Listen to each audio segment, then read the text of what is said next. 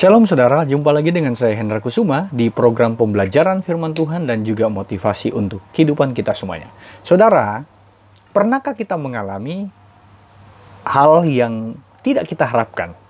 Apa itu? Yaitu ketika saudara mungkin ada di satu tempat atau saudara sedang ada di acara, tiba-tiba ada orang yang mengalami manifestasi karena dirasuk oleh roh jahat, saudara. Nah, masalahnya adalah kadang-kala banyak orang percaya yang bingung bagaimana harus menangani. Sehingga mereka berpikir bahwa penanganan untuk orang-orang yang mengalami kerasukan roh jahat ini adalah hanya bisa dilakukan oleh orang-orang yang lulusan sekolah teologi atau sekolah Alkitab atau para hamba Tuhan.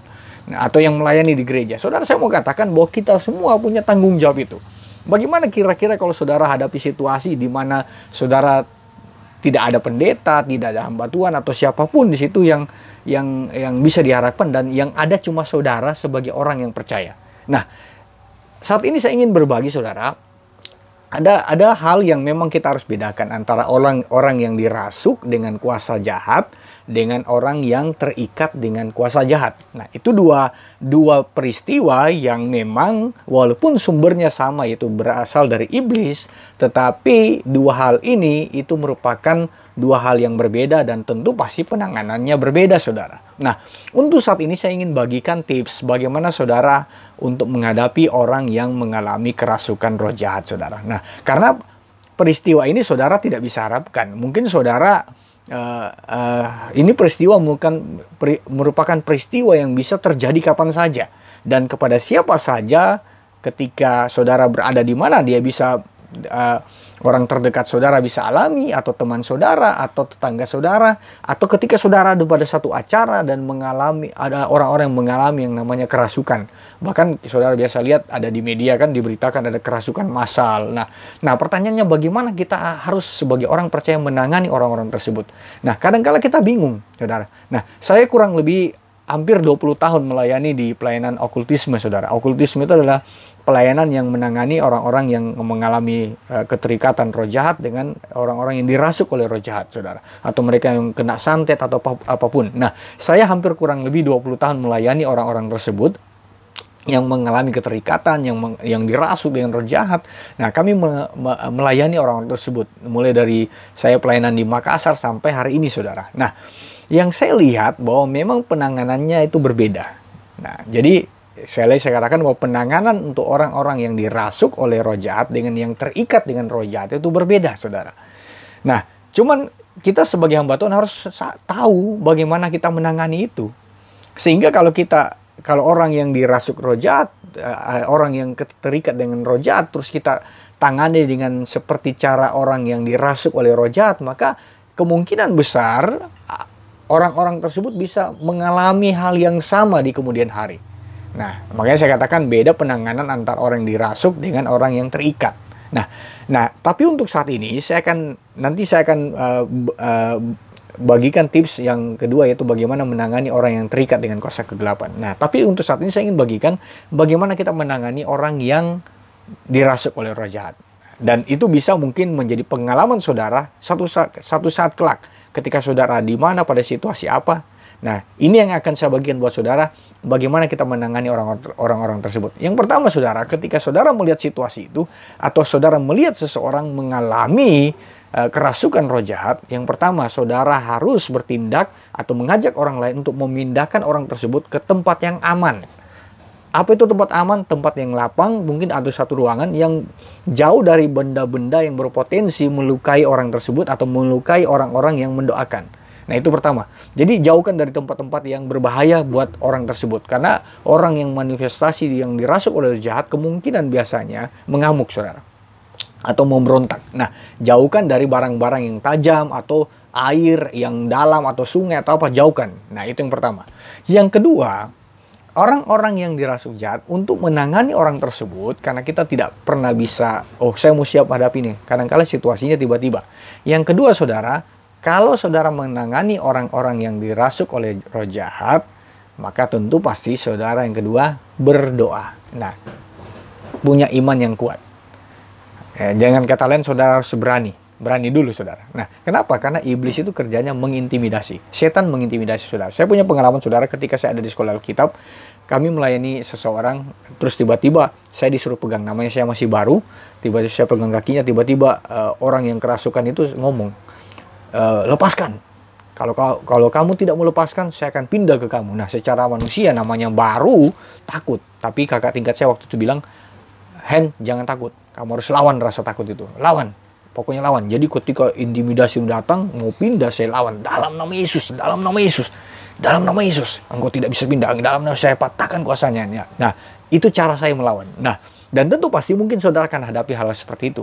Nah, iblis kerjanya mengintimidasi kita.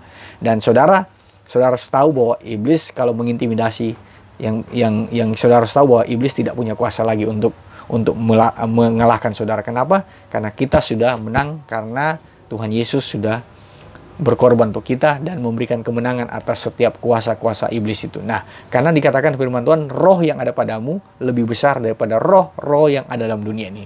Dan firman Tuhan berkata juga bahwa kita diberikan roh keberanian, bukan roh ketakutan. Jadi, iman itu dulu. Jadi, yang kedua, untuk menangani orang yang kerasukan, engkau harus berani dengan iman, saudara. Nah, berani dengan iman, karena firman Tuhan mengajarkan kita, roh yang ada padamu, ada pada saya dan kepada saudara, lebih besar daripada roh-roh yang ada di dalam dunia ini.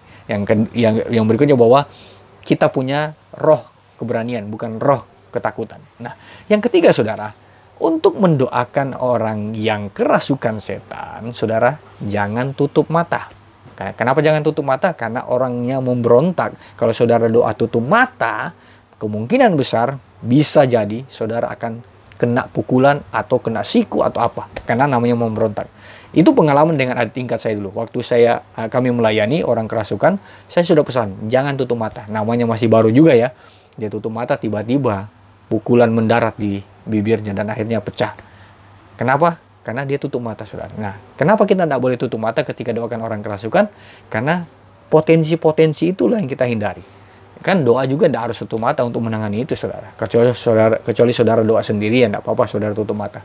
Tapi kalau untuk menangani orang kerasukan, jangan pernah tutup mata, saudara. Oke? Itu yang ketiga. Yang keempat, yang terakhir, untuk menangani orang yang kerasukan, yang keempat, jangan tanya dari mana asalnya. Yang jelas pasti itu setan, saudara. Jadi kadang saya melihat, saya kadang-kadang lucu sendiri juga. Orang melayani orang kerasukan, saudara. Kamu dari mana? Siapa kamu? Kamu dari mana? Saudara, sudah tahu setan, saudara. Mau dia bentuk apapun, rupa apapun, saudara, namanya setan ya setan. Jadi tetap asalnya dari setan. Jadi saudara, dia mau bentuk apapun, karena Alkitab berkata iblis pun bisa menyamar seperti malaikat terang. Jadi dia mau jadi apapun bisa. Mau jadi kayak umpama bapak kita yang sudah meninggal mungkin bisa. Dia mau jadi siapapun bisa. Karena iblis. Jadi yang keempat, yang terakhir, kalau hadapi orang yang kerasukan, jangan tanya. Atau jangan kata lain, jangan komunikasi. Jangan ngobrol. Kalau semakin saudara ngobrol, nanya, itu semakin berpotensi membuat lebih kuat lagi setan bekerja. Kenapa? Karena diajak ngobrol, saudara. Jadi yang keempat, nggak usah nanya. Hardik aja. Yesus saja menghardik setan kok. Ya kan? Hai iblis, keluar. Nah, dia tidak tanya, hai iblis dari mana? Ya kan? Siapa kamu? Disuruh siapa? Nggak usah, itu iblis. Kalahkan dia dalam nama Yesus. Jadi jangan ngobrol sama iblis. Itu yang keempat, saudara. Jadi kesalahan kita kadang-kala, kita lebih banyak nanya, kamu dari mana? Apa maumu? Ya kan? Nah, apalagi sudah bertransaksi. Dia maunya makanan kesukaannya ini, kok dikasih dulu, kasih. Yang jelas, saya hadapi hampir 20 tahun yang seperti itu. Setan itu kerjanya menipu. Jadi saudara, kalau ada hal seperti itu, nggak usah ngomong, langsung usir dalam nama Yesus.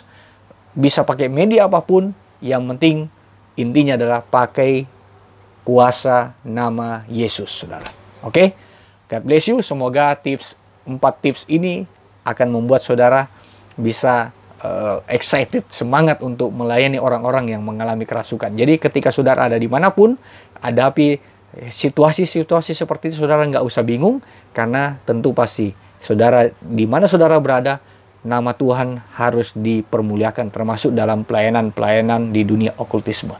Next, saya akan bagikan bagaimana kita menangani orang-orang yang terikat dengan kuasa kegelapan. Oke, Tuhan berkati saudara. Semoga tayangan ini memberkati kita dan mencerahkan dan mengedukasi kita. Kalau saudara diberkati oleh tayangan ini, jangan lupa like dan subscribe. Dan jangan lupa nyalakan loncengnya supaya saudara tetap mendapatkan notifikasi dari setiap pengajaran-pengajaran yang saya bagikan lewat tayangan video ini, saudara. God bless you. Tuhan memberkati kita semuanya. Amin.